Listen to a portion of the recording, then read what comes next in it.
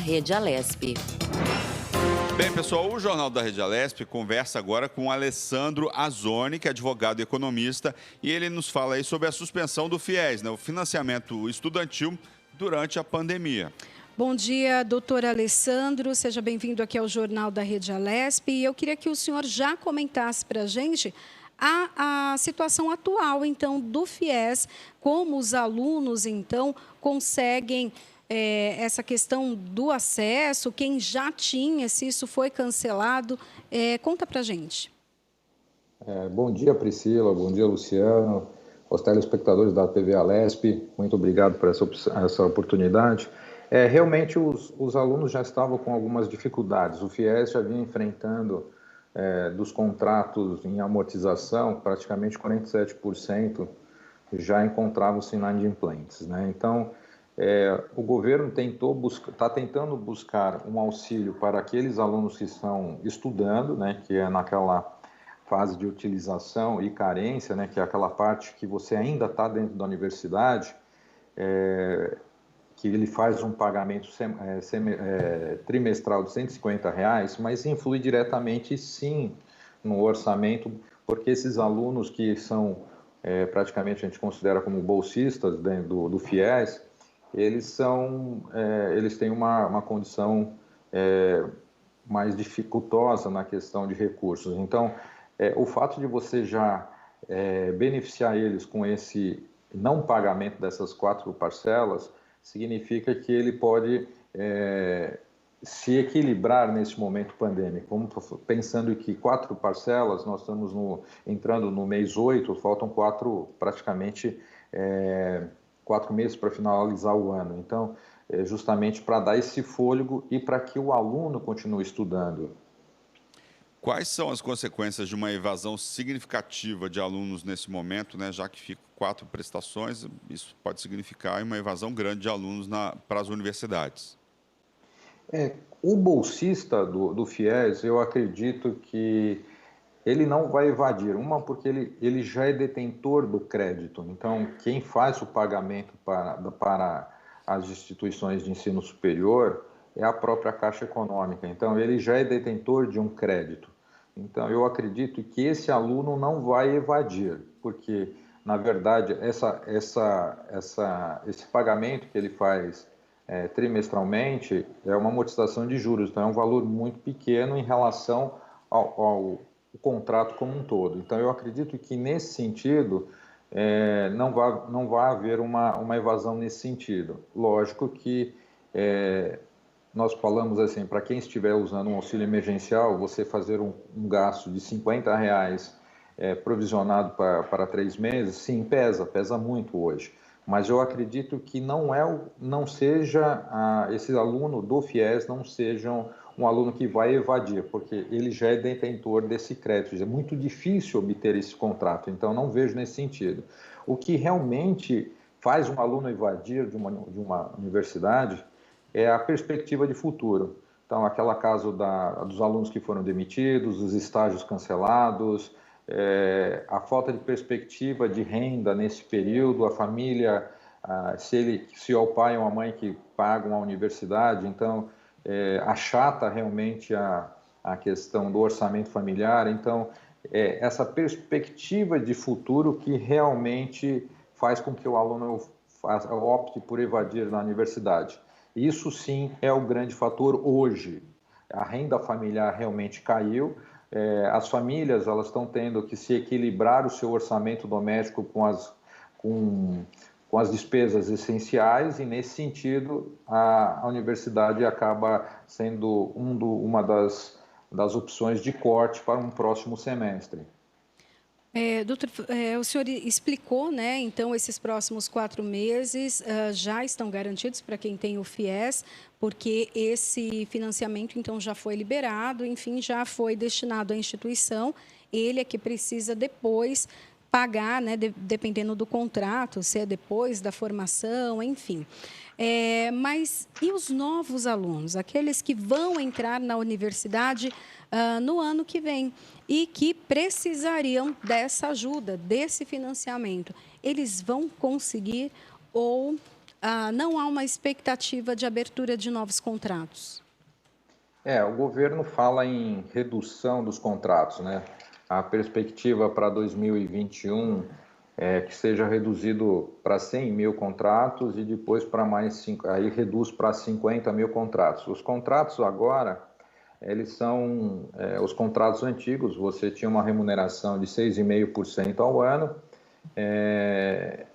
e agora os novos contratos praticamente é juros zero, mas eles levam muito em consideração a renda familiar, então não é todos os alunos que vão obter essa linha, por isso eles estão reduzindo essa opção. Então vai ser muito mais difícil se obter assim, o crédito estudantil, vai ser muito mais rigoroso e realmente vai ser dado para aquela parcela da população que realmente tem uma dificuldade e a sua renda familiar é muito baixa. Vai se igualar quase ao ProUni, né? Mas com um pouquinho mais alto que o ProUni. Você defende, como medida complementar, uma linha de crédito especial para que os alunos possam aí, continuar seus estudos, não é isso? Teriam outras formas de ajudar a manter esses alunos nas universidades, doutor? Porque vamos pensar assim, o aluno que estiver no FIES, ele já está financiado, então, e com essa opção que saiu de suspensão dos pagamentos, então ele ganha um fôlego até o final do ano, mas tem aquele aluno que ele é detentor daquele contrato com coparticipação. O que é o contrato com coparticipação? Ele pegou 50% do FIES e o outro 50% ele paga direto para a universidade. Então, até 2017 2, que a gente chama, né, que é no segundo semestre de 2017, os contratos que foram assinados, o aluno pagava 50% para a universidade e 50% para a Caixa Econômica. A partir de 2018, esse pagamento de coparticipação é feito diretamente para a Caixa. Então, tanto os 50% da universidade como os 50% do FIES é pago diretamente para a Caixa Econômica. E a Caixa faz o repasse para a universidade. Então, eu vejo que esse aluno, sim, que tem esse sistema de crédito com coparticipação, ele vai ter um problema muito grande, porque, vamos falar, uma mensalidade de R$1.000, 500 ele é obrigado a pagar, então, que significa que 500 está no FIES. Então, ele começa a ter uma sobrecarga muito grande, sim. É nesses contratos que eu acho que o governo tem que entrar também com um subsídio para os alunos, porque qual é a minha preocupação? A minha preocupação é que o aluno que tiver egresso de uma universidade, que for entrar para o mercado de trabalho, ele vai ter uma concorrência muito forte dessas pessoas que foram demitidas a partir de março de 2020.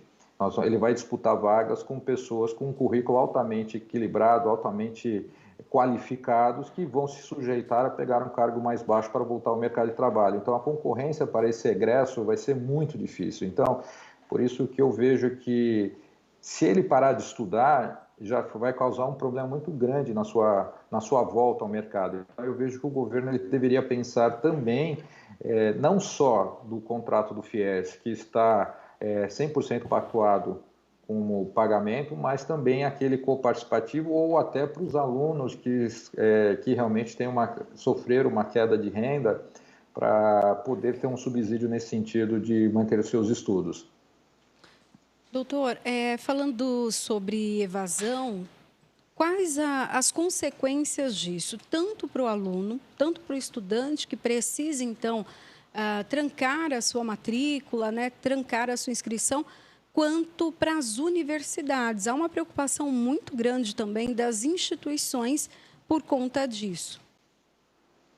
As universidades, elas estão se adaptando e se modernizando a tentar atender o aluno das suas demandas. Tanto que eles fizeram um sistema de adaptação do sistema presencial para o online, mas que diferencia daquele. Muitas pessoas falam assim, mas agora eu estou estudando no módulo EAD. Não, o módulo EAD, que é o ensino à distância, ele é um sistema de ensino onde o aluno estuda no momento que ele quer, na hora que ele quer. O que as universidades fizeram é tornar um modelo híbrido, né, que é aquele que, no horário de aula que ele deveria ter, por exemplo, se ele tem de segunda a sexta, das 7 às 10, às 7 horas da noite o professor entra via internet, via plataforma, não sei qual que as universidades vão adotar, se é o Teams, se é o Zoom, não importa qual seja, mas ele vai ter uma aula presencial, mais à distância. O professor está lá. Então, não é que é uma aula que foi gravada, uma aula que vai ser disponibilizada para... Não. O professor continua dando a aula, você faz a pergunta, o professor está lá. Então, esse modelo híbrido, quase todas as universidades adotaram esse sistema. Então, e esse sistema, para você fazer essa adaptação, você requer tecnologia, significa plano de dados para os professores, equipamentos para os professores manter a qualidade de transmissão, a própria IES adaptar toda essa estrutura, e fora isso, quase todas as universidades reduziram o custo das suas mensalidades. Então, ela já está tendo uma arrecadação a menos e um investimento maior. E se você tem uma evasão muito grande, isso vai impactar diretamente nas suas estruturas, tanto na estrutura física de aulas presenciais, como na parte do corpo acadêmico. Se você tinha 100 alunos numa sala, num determinado curso, e você passa a ter 30, você não vai precisar mais ter aquele número de professores para atender aquele determinados alunos. Então, você vai começar a ter corte de professores, e isso começa a impactar na cadeia financeira, ou seja, o círculo da renda começa a ser quebrado nesse sentido. Você começa a colocar mais pessoas sendo demitidas. Então, a evasão, ela reflete diretamente no quadro funcional das universidades. As universidades, se ela tem um aluno, ela tem a contratação. Se ela não tem um aluno, ela tem que se adaptar. Então, é uma questão, ela não tem como manter um professor, e os professores, nós estamos falando de mestres, doutores, são altamente qualificados, com remunerações altas, e às vezes você vai ter que fazer, infelizmente, cortes, e essas pessoas são colocadas à disposição do mercado, ou seja, são demitidas. Então, a evasão, ela reflete diretamente no mercado de trabalho também. Alessandro, você não acha que esse momento também pode ser encarado aí de uma maneira positiva, no sentido de forçar o governo a ajudar ainda mais aqueles estudantes que não possuem aí condições de cursar uma faculdade? Assim, como é que você vê essa questão? Eu tenho visto que esse plano que foi aprovado, né, ele aprovou agora no dia 10, eles sancionaram, o presidente sancionou a 14.024, é uma nova lei que ainda não foi regulamentada pelo Conselho Gestor do FIES.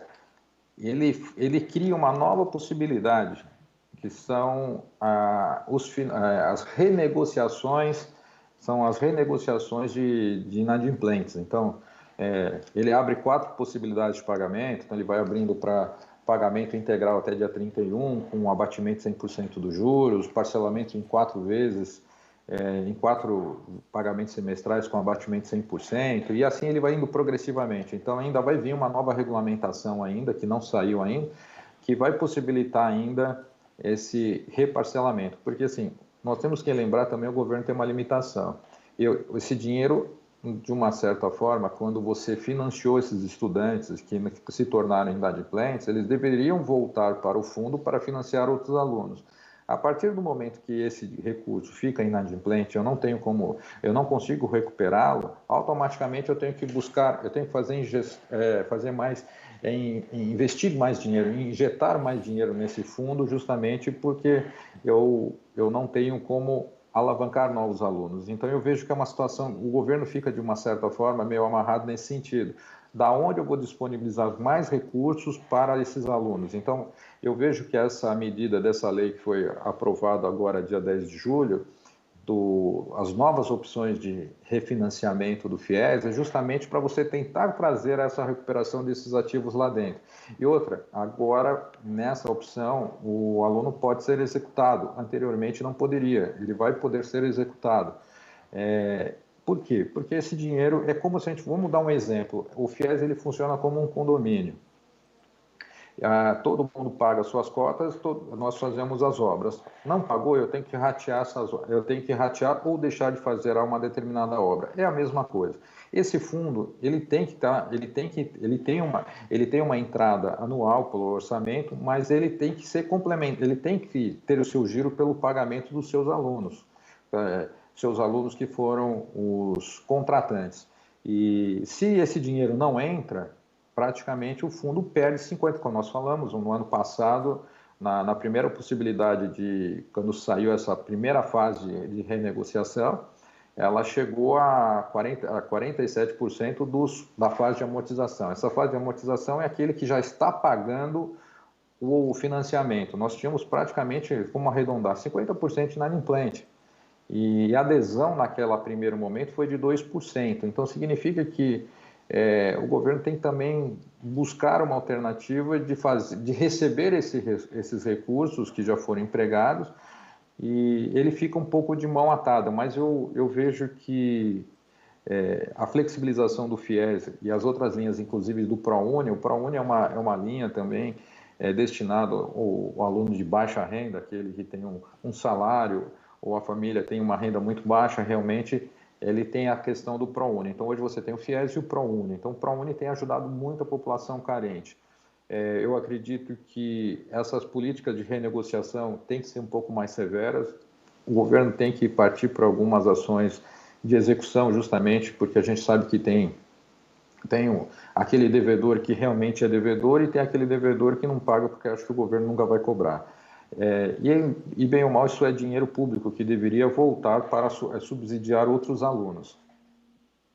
Tá certo, eu gostaria de agradecer o Alessandro Azzoni, advogado e economista, falando aí sobre a suspensão do FIES, financiamento estudantil durante a pandemia. Muito obrigado pela sua participação aqui na Rede Alesp. Muito obrigado, Priscila, obrigado, Luciano, obrigado aos telespectadores. Estou à disposição de vocês sempre que vocês precisarem. Obrigada, doutor. Um bom dia para o senhor. Bom dia.